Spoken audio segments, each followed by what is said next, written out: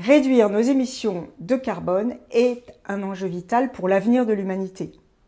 Dans cette série de films, nous allons regarder comment faire une rénovation bas carbone en interrogeant différents acteurs du bâtiment, en regardant les systèmes bâtis, mais aussi le pilotage de l'opération, les relations entre le maître d'ouvrage, le maître d'œuvre, les entreprises, pour une construction et une exploitation réellement bas carbone. Cette série est proposée par Profil et elle s'adresse à vous, artisans, entrepreneurs, maîtres d'ouvrage, maîtres d'œuvre.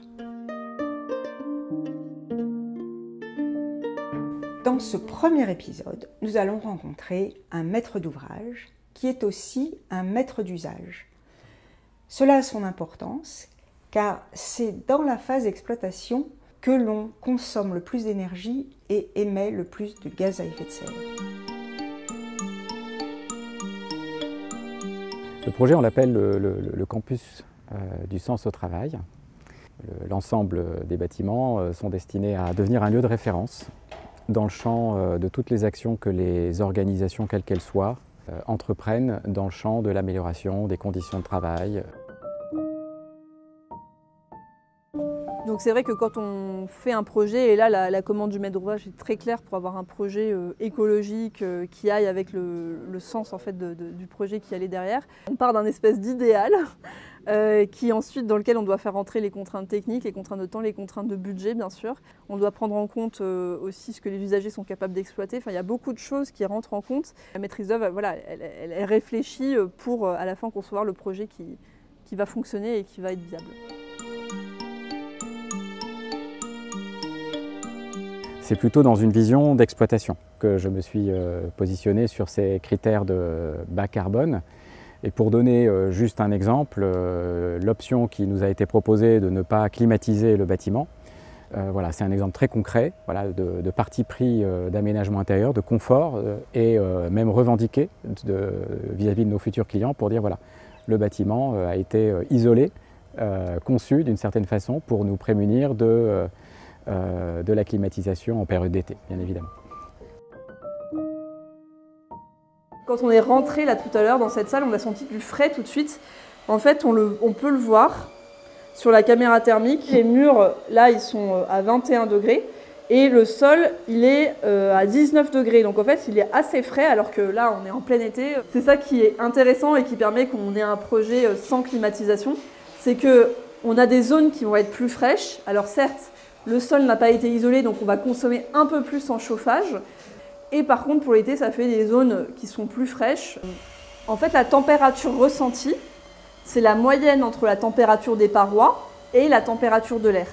On a vu tout à l'heure que la température des parois, là, c'était 19 au sol, 20 au niveau des murs, 20-21 et 22 au niveau du plafond. Bon, bah, en moyenne, on va être autour de 20-21 degrés de température des parois. Si la température de l'air c'est 25 degrés, bah la moyenne de 21 et 25 ça fait 23 degrés. Donc en fait c'est très confortable. Et donc c'est ça qui permet en sécurité de se dire on ne met pas la climatisation puisqu'on sait qu'on aura toujours ce tampon frais. C'est vrai qu'on est dans une période de transition aujourd'hui. Même si voilà, on a quand même des bons retours d'expérience, notamment grâce à l'AQC et aux retours d'expérience qui sont faits et qui sont publiés. Et puis à l'ICEB aussi, on est dans une transmission des connaissances entre tout le monde. On commence à avoir un capital de connaissances, mais c'est important à chaque projet de vérifier et de faire ce calcul, ce travail, ce coût global. Peut-être que dans 10 ans, on saura que dans ce cas-là, il faut toujours faire ça et dans cet autre cas, non. Aujourd'hui, on constate que tout le monde n'est pas acculturé et que c'est important de faire le calcul, de se convaincre c'est bien ça la bonne solution. Et puis aussi de pouvoir ensuite convaincre autour de nous, convaincre là, on a beaucoup d'entreprises qui n'ont pas forcément l'habitude de ce type de chantier, d'avoir les arguments ensuite pour aller convaincre tout le monde. Dans cet épisode, nous avons vu l'importance d'une démarche prise très en amont et de la relation de confiance qui s'est instaurée entre le maître d'ouvrage et le maître d'œuvre pour trouver des solutions hors des sentiers battus. Dans l'exemple de la climatisation, on a observé comment le maître d'œuvre prend en compte les caractéristiques du bâtiment existant pour proposer des solutions les plus intéressantes du point de vue carbone. Il y a plein d'autres sujets à travailler pour une rénovation bas carbone. Le confort d'hiver avec le chauffage, la ventilation, l'éclairage, le transport, etc.